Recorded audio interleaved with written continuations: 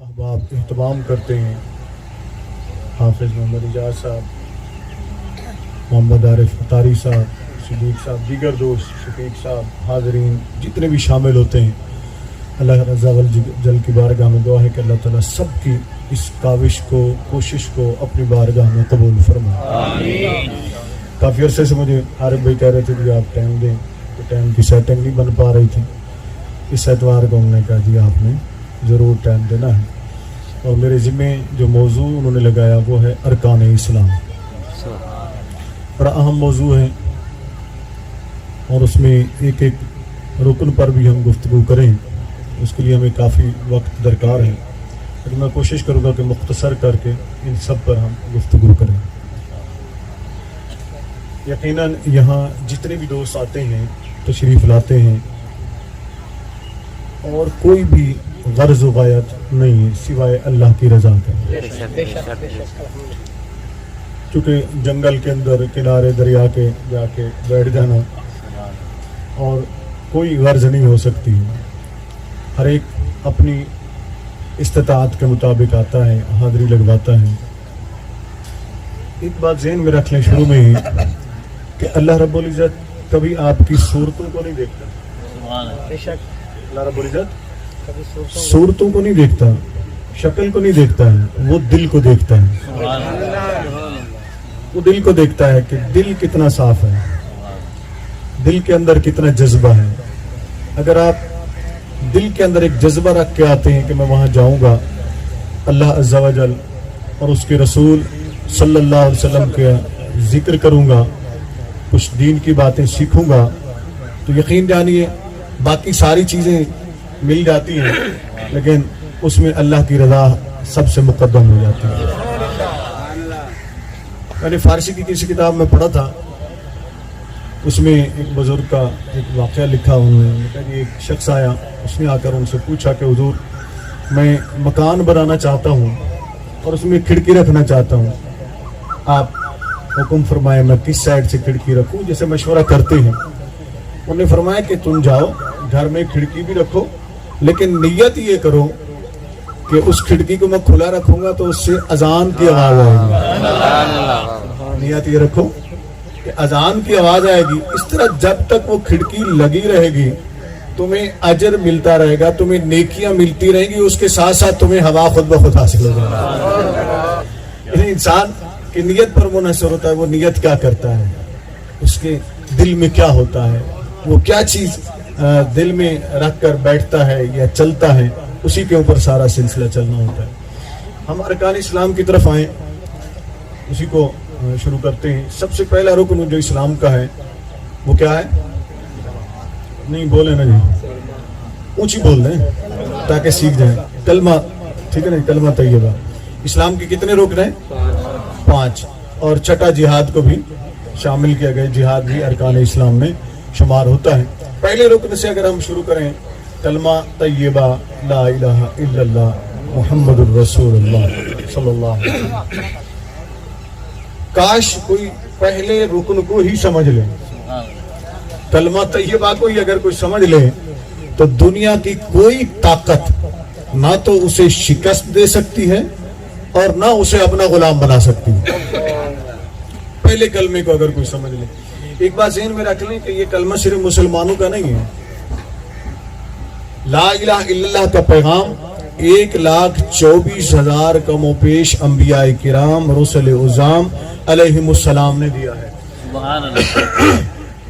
اب اس سے آپ اندازہ لگا سکتے ہیں کہ مسلسل ایک ہی پیغام اللہ کے نبی, اللہ کے رسول جو دے رہے ہیں, لا الہ الا اللہ, لا الہ الا اللہ, کہ لوگوں کہو لا الہ الا اللہ, لوگوں کہو لا الہ الا اللہ, لوگوں اقرار کرو لا الہ الا اللہ. اگر مسلسل وہ کہہ رہے ہیں, اور یہ اللہ کے وہ بندے ہیں جن کے متعلق گمان بھی نہیں کیا جا سکتا کہ وہ جھوٹ بول سکتے ہیں. سمجھ رہی بات؟ جن کے متعلق گمان بھی نہیں کیا جا سکتا کہ وہ جھوٹ بول سکتے ہیں, وہ کوئی غلط بات کہہ سکتے ہیں.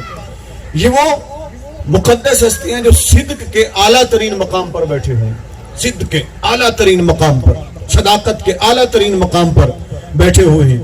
ذرا غور کریں, ان سب نے جب یہ پیغام دیا پھر ہماری نبی صلی اللہ علیہ وسلم جب تشریف لائے، اللہ کے آخری نبی، تو انہوں نے بھی کیا پیغام دیا؟ انہوں نے بھی فرمایا یا ایھا الناس، اے لوگو قولو لا الہ الا اللہ، اے لوگو لا الہ الا اللہ کہو تفلحو، تاکہ تم کامیاب ہو جاؤ، تاکہ تم کامیاب ہو جاؤ۔ گویا انسان کی کامیابی کی جو خواہش ہے نا، آپ جتنے دوست بیٹھے ہوئے ہیں اس میں جوان بھی ہیں، بچے بھی ہیں، بوڑھے بھی ہیں، بزرگ بھی ہیں، ہم میں سے ہر ایک کی خواہش، یہ بات ذہن میں رکھ لیں، کوئی بھی یہاں آ کر بیٹھے، کرسی پہ بیٹھے، میری طرح آ کر بیٹھ جائے یا نیچے پہ بیٹھا ہو اور کوئی بھی کہے دی مجھے تو کامیابی کی تلاش نہیں ہے، وہ جھوٹ بولتا ہے۔ وہ کہے کہ مجھے کچھ نہیں چاہیے، وہ جھوٹ بولتا ہے۔ انسان کسی نہ کسی غرض کے تحت، کسی نہ کسی مقصد کے تحت کوئی کام کرتا ہے، اگر مقصد دنیا ہو جائے تو پھر سب کچھ فنا ہے، اور اگر مقصد اللہ کی رضا ہو جائے تو پھر بقا ہی بقا ہے، پھر عزت ہی عزت ہے، پھر عزت ہی عزت ہے۔ یہی چیز ہمیں کلمہ طیبہ سکھاتا ہے۔ وہ یہ نہ سوچے کہ میں کسی غرض کے لیے نہیں کرتا، انسان کی خواہش ہے کہ مجھے کامیابی ملے، ہر انسان کی خواہش ہے کہ مجھے عزت ملے، ہر انسان کی خواہش ہے کہ مجھے بزرگی ملے، ہر انسان کی خواہش ہے کہ میں جاؤں تو لوگ مجھے سلام کریں، ہر انسان کی خواہش ہے میں گلی سے اپنے گھر سے نکلوں، گھر کے دروازے کے باہر نکلوں تو میرے پڑوسی بھی مجھے سلام کریں، میں بازاروں سے گزروں تو لوگ مجھے سلام کریں۔ تو یہ ہر انسان کی خواہش ہے کہ عزت ملے، کامیابی ملے، بلندی ملے، سب کچھ ملے۔ تو اللہ کے حبیب صلی اللہ علیہ وسلم نے مختصر بات میں سمجھا دیا، فرمایا لا الہ الا اللہ دل سے تم کہہ دو، کامیابی کی ضمانت تمہیں میں دیتا ہوں۔ یہ پہلا رکن ہے اسلام، کامیابی کی ضمانت تمہیں میں دیتا ہوں۔ نبی کریم صلی اللہ علیہ وسلم نے ارشاد فرمایا من قال لا الہ الا اللہ خالصا، کہ جس نے خالصتاً اللہ کی رضا کے لیے لا الہ الا اللہ کا اقرار کیا، کریم آقا علیہ السلام فرماتے وہ جنت میں داخل کیا جائے گا۔ جنت بھی تو کامیابی کے بعد ملتی ہے نا، جو کامیاب انسان ہے اسے جنت ملنی ہے۔ اب لا الہ الا اللہ، ذرا اس پر غور کریں، میں نے قرآن کی آیت پڑھی، اس پر میں آخر میں عرض کر دوں گا۔ لا الہ الا اللہ، لا یہ لا نفی کا ہے، انکار، ہر چیز کا انکار کر دیا، انکار کر دیا۔ لا الہ، نہیں کوئی معبود، نہیں کوئی معبود، کوئی خدا نہیں ہے، دوسرے معنوں میں یوں کہہ لیں نہیں کوئی معبود۔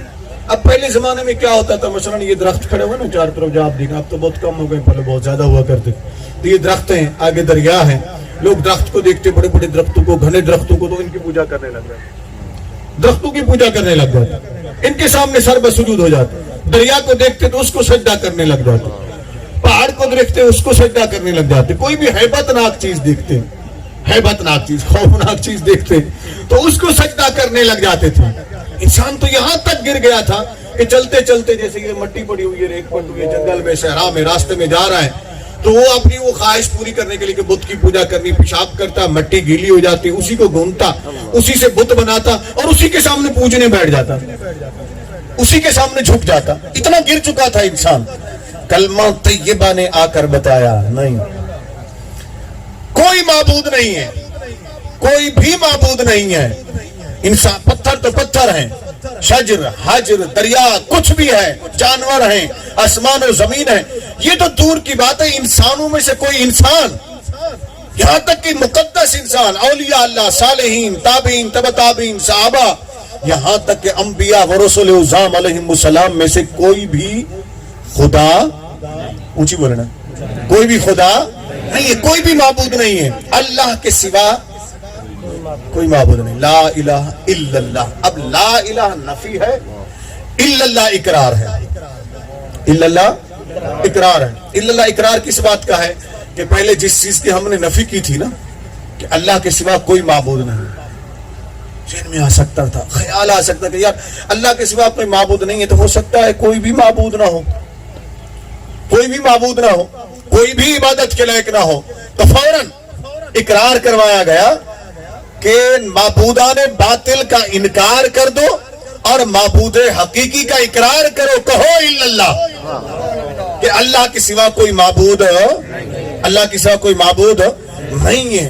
اب جس دل میں یہ کلمہ آ جاتا ہے لا الہ الا اللہ گھر کر دیتا ہے انسان کے دل کے اندر، پھر وہ اس کو شعور عطا کر دیتا ہے۔ انسان کوشش نہ بھی کرے نا تو کم از کم ان پڑھ سا بندہ بھی ہو، مثلا یہاں ہم جتنے بیٹھے ہوئے ہیں، ہم کسی بھی ایسے دوست سے پوچھیں جو ان پڑھ سے ان پڑھ بھی ہوگا نا، اس سے بھی اگر ہم پوچھیں کہ اللہ کے بارے میں کوئی بات ایسی غلط کوئی کر دے یا نبی صلی اللہ علیہ وسلم کے بارے میں کوئی غلط بات کر، وہ ان پڑھ سے ان پڑھ بندہ بھی ہوگا، وہ کہے گا مر جاؤں گا لیکن اتنا شعور رکھتا ہوں اسے برداشت نہیں کروں گا، اسے برداشت نہیں کروں گا۔ یہ کلمہ طیبہ ہے جو انسان کو شعور عطا کر دیتا ہے، جو انسان کو قوت عطا کر دیتا ہے، جو انسان کو فہم و ادراک عطا کر دیتا ہے۔ پھر انسان جب کلمہ طیبہ کے ساتھ وابستہ ہو جاتا ہے۔ ہم کمزور کہاں ہوئے ہیں؟ کمزور ہم اس جگہ پر ہوئے ہیں کہ ہمیں صحیح معنوں میں کلمہ طیبہ کا شعور ہی نہیں دیا گیا، ہمیں صحیح معنوں میں کلمہ طیبہ سے آگاہ ہی نہیں کیا گیا، ہمیں صحیح معنوں میں کلمہ طیبہ کے تقاضے ہی نہیں بتائے گئے۔ ورنہ اگر اس کے تقاضے صحیح معنوں میں، ہم چھوٹے تھے، بچے تھے، پھر بڑے ہوتے رہے، ہمارے بزرگ، ہمارے جو والدین تھے، میں سب کی جنرل ایک بات کر رہا ہوں، وہ اگر ہمیں شروع سے سکھانا شروع کر دیتے، لا الہ الا اللہ تو رٹا دیا، لا الہ الا اللہ محمد رسول اللہ یہ تو رٹا دیا ہے، پڑھا دیا، مدرسے میں بھی پڑھاتے ہیں، گھر میں بھی پڑھاتے ہیں، بچہ شعور میں آنے لگتا ہے آہستہ آہستہ، تو چھوٹے سے بچے کو بھی ہم لا الہ الا اللہ کی لوری بھی دیتے ہیں، لا الہ الا اللہ بھی اس کو سکھاتے ہیں، اللہ اللہ بھی سکھاتے ہیں، لیکن ساتھ ساتھ ہم نے یہ نہیں سکھایا کہ لا الہ الا اللہ تو تجھے پڑھا رہے ہیں، لا الہ الا اللہ کا تقاضا کیا ہے، اس کے تقاضے کیا ہیں، لا الہ الا اللہ تجھ سے چاہتا کیا ہے، لا الہ الا اللہ تجھے کہاں پر بٹھانا چاہتا ہے، لا الہ الا اللہ تجھے کون سی عزت دینا چاہتا ہے، لا الہ الا اللہ تجھے کون سی عظمت دینا چاہتا ہے۔ اب ذرا غور سے سنیے گا، لا الہ الا اللہ محمد رسول اللہ، کلمے کے دو جز ہیں، پورا کلمہ پڑھ لینا پہلے پھر میں اسی کی طرف آئے۔ لا الہ الا اللہ محمد رسول، سارے دوست مل کے پڑھیں، لا الہ الا اللہ محمد رسول اللہ صلی اللہ علیہ وسلم۔ نبی کریم صلی اللہ علیہ وسلم نے فرمایا تھا صحابہ کرام رضوان اللہ تعالیٰ عنہ سے اپنے کلمے ایمان کی تجدید کرتے رہا کرو۔ انہوں نے کہا یا رسول اللہ صلی اللہ علیہ وآلہ وسلم کیسے تجدید کریں؟ فرمایا صبح بھی لا الہ الا اللہ محمد رسول اللہ پڑھ لیا کرو، شام کو بھی پڑھ لیا کرو، تاکہ تمہارے ایمان کی تجدید ہوتی رہے، ایمان کی تجدید ہوتی رہے۔ اب دیکھیں لا الہ الا اللہ ہمیں کیا سکھاتا ہے؟ پہلا جز ہے لا الہ الا اللہ، یہاں پہ پہلا جز ختم ہے، اسے کہتے ہیں توحید باری تعالیٰ، توحید خدا بندی، ٹھیک ہے جی۔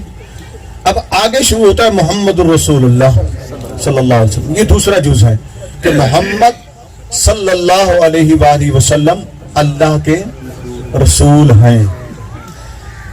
بڑی مزے کی بات ہے، عربی غور سے آپ بھی سنیے گا، باقی دوست بھی غور سے سنیں، بڑی مزے کی بات ہے۔ کلمہ ہے توحید، نام ہمارا، ٹھیک ہے نا، کیا ہے؟ کلمہ توحید، کلمہ طیب، کلمہ توحید آگے اشہد لا الہ الا اللہ، اس کو وہ بھی اسی میں شامل ہو جاتا ہے، دونوں میں ایک چیز ہے، تھوڑا سا الفاظ کا فرق ہے۔ اب پہلے جز کو کلمہ توحید کا ہے، توحید کا معنی کیا ہے؟ اکیلا، اکیلا۔ پھر ذکر دو کا کیوں ہے؟ پھر ذکر دو کا کیوں ہے؟ اللہ کا بھی ذکر ہے، محمد کا بھی ذکر ہے صلی اللہ عز و جل، اللہ کا بھی ذکر ہے، محمد کا بھی ذکر ہے۔ اب سارا جھگڑا یہیں پہ ہے، یہ بات آپ کو سمجھانی ہے، سارا جھگڑا ہی تو اسی بات پر ہے نا۔ کچھ لوگوں کا کہنا یہ ہے کہ اللہ اللہ تو ہونا چاہیے، محمد محمد نہیں ہونا چاہیے، محمد محمد نہیں ہونا چاہیے، محمد محمد کریں دیں گزر گئی، محمد محمد کریں دیں گزر گئی، احد گولوں احمد گلیں دیں گزر گئی۔ یہ خواجہ قطب الدین فریدی رحمۃ اللہ علیہ کا، خواجہ خدا بخش رحمۃ اللہ علیہ کا غالباً کلام ہے، فرماتے کہ اللہ اللہ کرتے، محمد محمد محمد کو ڈھونڈتے تلاش کرتے صلی اللہ علیہ وسلم، محمد محمد کرتے زندگی گزر گئی، اور احد کو لوں یعنی احد اللہ سے احمد کو تلاش کرتے ہوئے زندگی گزر گئی۔ یہ ہے اصل زندگی، لا الہ الا اللہ محمد الرسول اللہ۔ اب ہم نے جب دیکھا لا الہ الا اللہ، اب میں اس کو تھوڑا سا آسان کر کے، آپ مثال کے طور پر، ہم ریاضی جن دوستوں نے پڑھی ہے اس کے اندر ایک صورت آتی ہے دائرے کی، دائرہ بناتے ہیں، ٹھیک ہے نا، دائرہ جب بناتے ہیں تو جیومیٹری کے ذریعے دائرہ جب ہم بناتے ہیں تو اس میں کیا کرتے ہیں؟ سب سے پہلے ایک نقطہ لگاتے ہیں، کیا کرتے ہیں؟ ایک نقطہ لگاتے ہیں، ٹھیک ہے نا جی, نقطہ لگاتے ہیں اور اس نقطے کے اوپر ہم پرکار کی نوک رکھ دیتے ہیں. کیا کرتے ہیں؟ پرکار کی نوک رکھ دیتے ہیں اور پھر پرکار کو ہم گھماتے ہیں اور یہ طے ہوتا ہے کہ ہلنا نہیں چاہیے, نقطے سے نہیں ادھر ادھر ہونا چاہیے. کیوں؟ اگر نقطے سے ادھر ادھر وہ پرکار ہوا تو تمہارا دائرہ خراب ہو جائے گا, تمہارا دائرہ خراب ہو جائے گا. اب دائرے کو آپ الٹی طرف سے لے لیں, دائرے کو آپ سیدھی طرف سے لے لیں, اس نے آنا نقطے پہ ہی ہے, آنا نقطے پہ ہی ہے. جب تک نقطے پہ نہیں آئے گا تب تک دائرہ مکمل نہیں ہوگا. بار بار سمجھا رہا ہوں, اس کو غور سے سمجھیے گا, یوں سمجھائیں اپنے بچوں کو. اب ذرا غور کیجئے, بات تو ہونی تھی نا اللہ کی وحدانیت کی, بات تو ہونی تھی اس کی معبودیت کی, بات تو ہونی تھی اس کی احدیت کی, بات تو ہونی تھی اس کے وحدہ لا شریک ہونے کی, بات تو ہونی تھی اس کے معبود برحق ہونے کی. اس نے کلمہ دیا, تمام نبی یہی کلمہ لے کر آئے. اور جب ہمارے نبی صلی اللہ علیہ وسلم آئے نا, پہلے نبی جب کلمہ پڑھتے تھے نا اور امت کو پڑھاتے تھے تو وہ کہتے تھے لا الہ الا اللہ آدم صفی اللہ, نوح نجی اللہ. ٹھیک ہے نا جی, لیکن وہاں کسی نبی کے ساتھ رسول کا ذکر نہیں ہوتا تھا. یہ ذہن میں رکھ لیں, یہ ذہن میں رکھ لیں. جب ہمارے نبی صلی اللہ علیہ وسلم کی باری آئی تو صفات کی بجائے اللہ نے فرمایا محبوب ان سے کہو کہ کلمہ پڑھنا ہے نا تو لا الہ الا اللہ محمد الرسول اللہ کہیں, محمد الرسول اللہ کہیں. اس کا میں آپ کو سمجھا دیتا ہوں, پورا سمجھا دیتا ہوں انشاءاللہ. لا الہ الا اللہ محمد الرسول اللہ کہیں. اب لا الہ الا اللہ ہم نے کہا اللہ کا ذکر تھا, اللہ کا ذکر ہے, اللہ کا ذکر رہے گا. اللہ کا جہاں لفظ ختم ہوا, اب غور کیجئے گا, اللہ کا لفظ جہاں ختم ہوا وہاں سے محمد کی نیم شروع ہو گئی. رب کائنات نے بیچ میں واو عطف کی بھی نہیں رکھنے دی, واو فصل کی بھی نہیں رکھنے دی. بھی جب دو کا ذکر ہے تو پھر بیچ میں واو تو فصل کی آنی چاہیے نا, واو فصل کی آنی چاہیے. قاعدہ ہے عربی کا, اور قاعدہ ہے. اور یعنی کہ مثال کے طور پر میں کہوں, اگر میں کہوں شفیق عارف آیا تو لوگ سمجھیں گے ایک بندہ آیا ہے, ایسا ہے کہ نہیں ہے بھئی؟ یہ نام کے ساتھ تخلص ہے یا والد کا نام ہے یا بزرگ کسی کی نسبت ہے, شفیق عارف صاحب آئے. اگر میں کہوں گا شفیق اور عارف صاحب آئے تو آپ سمجھ جائیں گے کہ دو بندوں کا ذکر ہے, دو بندوں کا ذکر ہے. کلمے میں دو ذاتوں کا تذکرہ ہے. یا اللہ پھر لا الہ الا اللہ و محمد رسول اللہ کیوں کہا؟ یہی تو بتانا ہے نہ اللہ اور ہے نہ محمد اور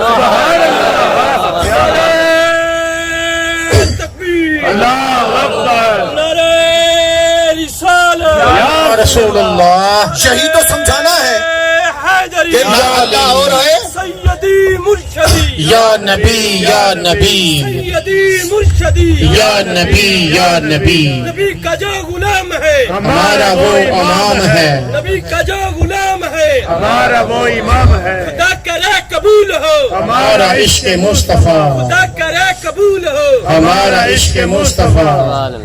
اب یہی بات سمجھنی ہے ہم نے. اللہ نے فرمایا کہ تم میرے محبوب کو مجھ سے جدا نہیں کر سکتے. خواجہ غلام فرید رحمت اللہ علیہ بول اٹھے سرائے کی زبان میں, کمال کا کلام انہوں نے کہا. فرماتے ہیں ہک ہے جڑا ہک کو ڈو کر جانے او کافر تے مشرک ہے.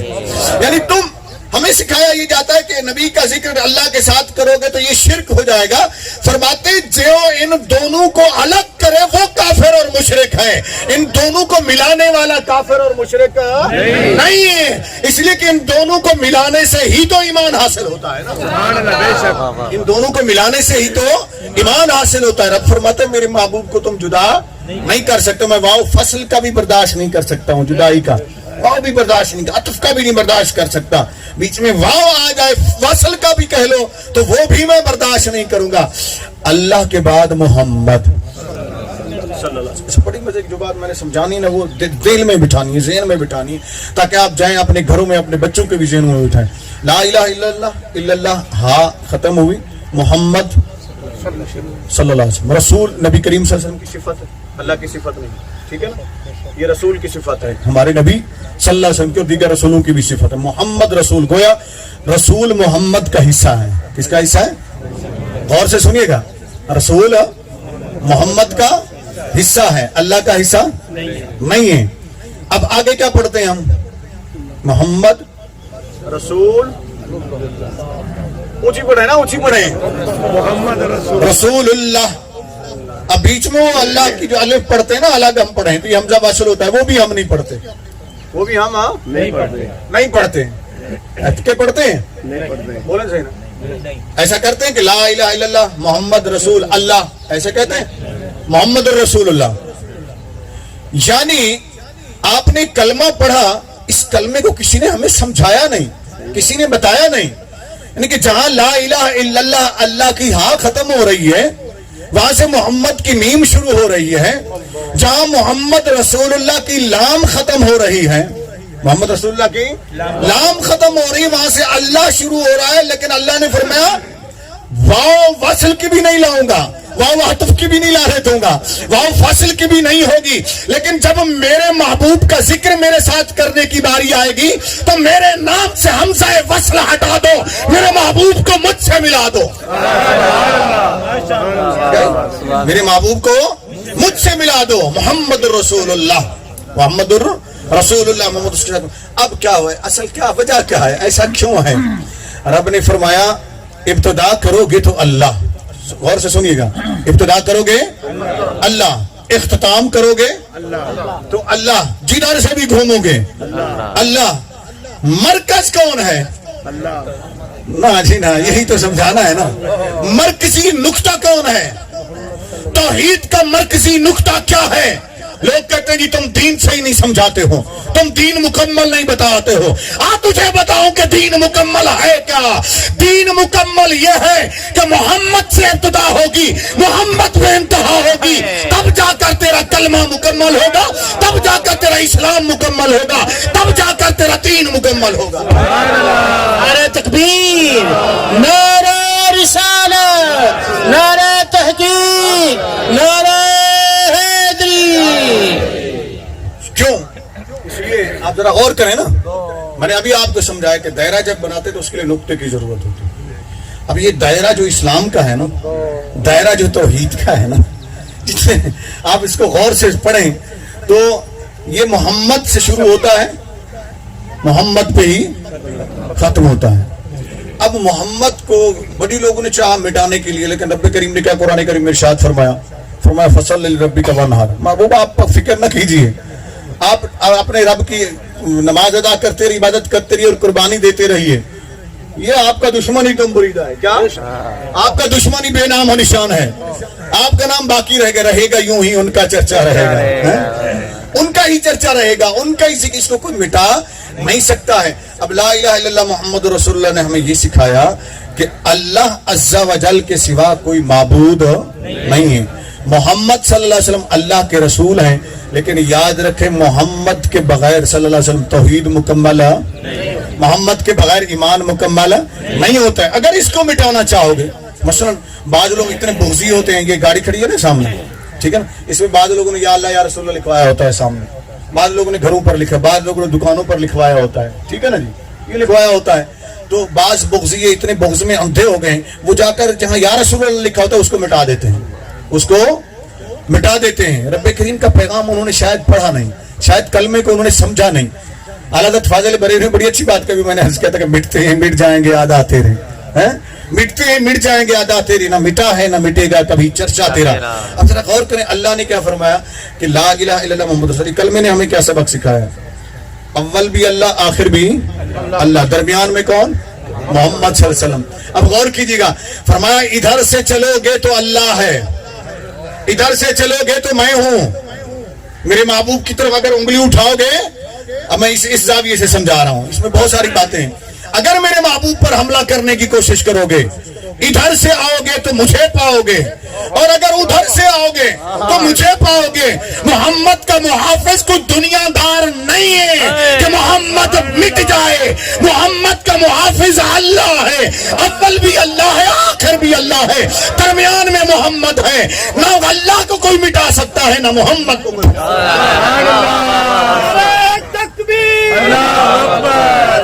रिसालत, हैदरी, الہ الا اللہ محمد رسول اللہ. چونکہ ٹائم مکمل ہو گیا, جو ٹائم مجھے دیا گیا تھا آدھا گھنٹہ پورا ہو گیا. تو ابھی میں نے پہلا جز جو ہے کلمہ طیبہ اور دوسرا جو محمد رسول اللہ پہلا رکن یہ اسلام کا ہے. اب یہ ہمیں شعور کیا عطا کرتا ہے؟ یہ ہمیں سکھانا ہے اپنے بچوں کو سکھانا ہے, تربیت دینی ہے تاکہ ہمیں پتہ چلے کہ ایمان ہے کیا, ایمان کی قوت کیا ہے, ایمان کی طاقت کیا ہے. اب میں یہاں آخر میں سمیٹتا ہوں گفتگو کو تاکہ دھوپ بھی تیز ہوتی جا رہی ہے اور جو ٹائم ہے اس کے اندر ہی بات مکمل ہو جائے تو وہ سب سے بہتر ہوتی ہے. میرا طریقہ ہے, میں چاہتا ہوں جو ٹائم ہو اس کے اندر ہی بات مکمل ہو جانی چاہیے. سمیٹنے کے لیے مجھے 2-4 منٹ ٹھیک ہے نا, تاکہ میں گفتگو سمیٹ دوں, آخر میں پیغام بھی دے دوں. ایک تو ہمیں کرنا کیا ہے, اب یہاں جیسے آپ محنت کرتے ہیں, یہاں سجاتے ہیں محفل, یقیناً اچھی بات ہے, اچھی چیز ہے, لنگر کا بھی اہتمام ہوتا ہے, ثنا خان آتے ہیں, قاری صاحب آتے ہیں, وہ تلاوت کرتے ہیں, نعت خان نعت پڑھتے ہیں, کسی بھی عالم کو آپ بلاتے ہیں وہ بیان کرتا ہے. آپ اس چیز کو نا, اس چیز کو ایک اصلاحی مشن کے اندر بدل دیں, ایک اصلاحی مشن کے اندر بدل دیں. اس کا طریقہ کیا ہے؟ نعت پڑھائیں. نعت خان تو ہمارے مقامی ماشاءاللہ بڑے سونے سونے چہرے یہ سارے بیٹھے ہوئے ہیں, پڑھتے ہیں.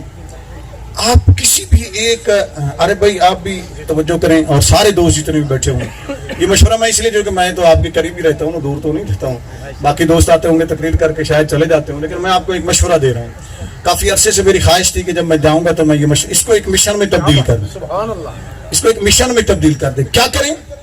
عالم مت بدلیں. توجہ نا جی, بیان کے اندر نا عالم نہ بدلیں, ایک ہی عالم سے بات طے کر لیں, کوئی بھی عالم اچھا سا دیکھ کے. ہاں وقتاً کبھی کسی کو بلا لیا تھوڑا بڑی محفل کرنے کے لیے, وہ ایک الگ چیز ہے, لیکن اس کو بطور مشن. میں کامیابی کے لیے آپ کو ایک مثال دیتا ہوں. اشرف علی تھانوی جب گیا نا تھانہ بون میں, وہ میلاد بھی مناتا تھا, علماء دیوبند میں میلاد مناتا, سلام پڑھتا, قیام کرتا, کھڑا رہتا, سالے سواسار. اس کو کسی نے لکھا تھا, شیخ رشید احمد گنگوئی اس کے جو شیخ تھے انہوں نے لکھا کہ یہ کیا کر رہے ہوں؟ کہا چپ رہو, مجھے کرنے دو, جب یہ بچے بڑے ہو جائیں گے نا میں ان کی ذہن سازی کر دوں گا, پھر انہیں بڑا کر کے انہی سے ہی یہ ساری چیزیں ختم کرواؤں گا. بات سمجھ آئی ہے؟ یہ ہے کامیابی کے لیے. اب ایک جب انسان مسلسل ربط ہوتا ہے نا, بیان کرتا ہے, تعلق ہوتا ہے, اس کو پتا ہوتا ہے کہ میں نے یہ موضوع شروع کیا ہے, اسی کو بیان کرنا ہے, لوگوں کا ذہن اس سے مانوس ہو جاتا ہے اور وہ لوگوں سے مانوس ہو جاتا ہے اور وہ لوگوں کو اچھے طریقے سے سمجھاتا ہے. اس کو ایک مشن بنائیں, ایک مشن بنائے لے کر, تاکہ دین کی تفہیم کے لیے یہ آگے سلسلہ چلے. دوسری بات, یہاں پیغام دیا کریں دوستوں کو کہ ہمارا یہ مشن دنیاوی غرض سے نہیں ہے. یہاں اس کے خلاف بھی آواز بلند کریں کہ جنہوں نے ایسی ہماری محافل, پاکیزہ محافل کو بدنام کر دیا. اب دیکھیں نا دھوپ نکل رہی ہے, جنگل میں آپ بیٹھے ہوئے, بڑے سکون سے بیٹھے ہوئے, اللہ کی رحمتیں نازل ہو رہی, انسان کو سکون بھی, سکون قلبی بھی حاصل ہوتا ہے, یہ ہمیں حاصل ہوتا ہے. لیکن کچھ لوگ آ کر خرافات کر کے, مثلا گانے کی طرز پر نعتیں پڑھ کے, گانے کی طرز پر ڈھلک ڈھلک کر پڑھنا, ڈانس کرنا, بھنگڑے ڈالنا, یہ اسلام کا شیوا نہیں ہے, نہ اہل سنت کا یہ طریقہ ہے. اس کے خلاف بھی لوگوں کو بتائیں, آگاہ کریں. اور خاص کر اسلام کی جو بنیادی چیزیں, عارف صاحب نے مجھے جو موضوع دیا, بڑا اچھا موضوع تھا, بڑا اچھا موضوع ہے کہ اسلام کے بنیادی جو ہیں ارکان اسلام. پہلے ہمیں اپنی نسلوں کو ارکان اسلام کو سمجھانا ہے. محمد رسول اللہ کا تھوڑا سا آپ نے سمجھا, پھر اگر آپ نماز پہ آ جائیں, اسلام کا دوسرا رکن کیا ہے؟ نماز. تیسرا رکن کیا ہے؟ روزہ. چوتھا رکن کیا ہے؟ زکوٰۃ. پانچواں رکن کیا ہے؟ حج. حج کے بعد پھر جہاد کو بھی علماء نے ارکان اسلام میں شامل کیا. چھٹا رکن جہاد ہے. اب پہلے تو آپ نے تھوڑا سا سمجھا, نماز کو سمجھے نا, نماز عبادت اللہ کی, کلمہ اللہ کا, اللہ کی عبادت, اللہ کی توحید کا اقرار, نماز اللہ کی عبادت. کبھی سوچا کریں نا, اس قوم کو بتائیں, بچوں کو بتائیں, سمجھائیں, انہیں پتا ہونا چاہیے کہ نماز ضروری ہے. نماز کیوں کھڑے ہو کر کیوں پڑھنی ہے بھائی؟ نماز کھڑے ہو کر کیوں پڑھنی ہے؟ نماز کے اندر رکوع کیوں ہے؟ نماز کے اندر سجدہ کیوں ہے؟ نماز کے اندر اتحیات کیوں ہے؟ یا اللہ کھڑے کھڑے تو اپنی عبادت کروا لیتا, بیٹھے بیٹھے تو اپنی عبادت کروانی تو نہیں, اپنی عبادت ہے نا, یا سجدہ کروا لیتا, ایسے کیوں؟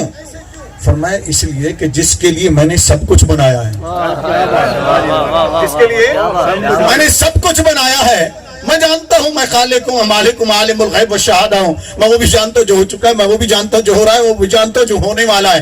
میں جانتا ہوں کچھ بد نیت ایسے بھی آئیں گے गलीज ज़हनों वाले मेरे ही बंदे होंगे और कहेंगे कि मोहम्मद का जिक्र बीच में नहीं आना चाहिए, तो मैं उन्हें कह दूंगा तुम इबादत मेरी करो लेकिन मेरे यार के तसव्वुर के बगैर करके दिखा दो।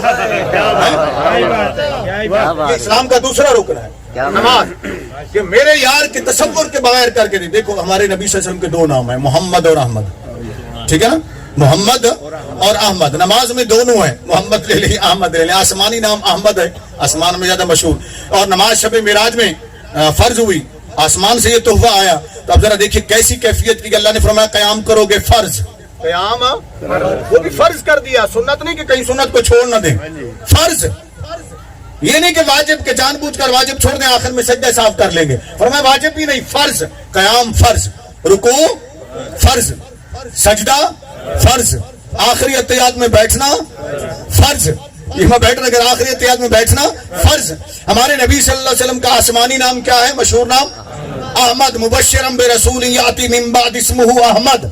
अब अहमद को देखिए और नमाज को देखिए, अहमद की अलफ को देखिए, नमाजी नमाज के लिए कयाम में खड़ा हुआ तो वो अहमद की अलफ नजर आया, अहमद को देखिए, उसकी हा को देखिए, फिर नमाजी जब रुकू में खड़ा हुआ तो अहमद की हा नजर आया, हा हल्की, हा हल्की नजर आया।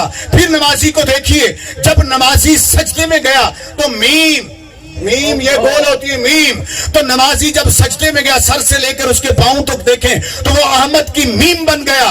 और अहमद को देखिए तो अहमद की ये दाल नजर आती है, नमाजी जब तशहुद में बैठा तो अहमद की दाल बन गया।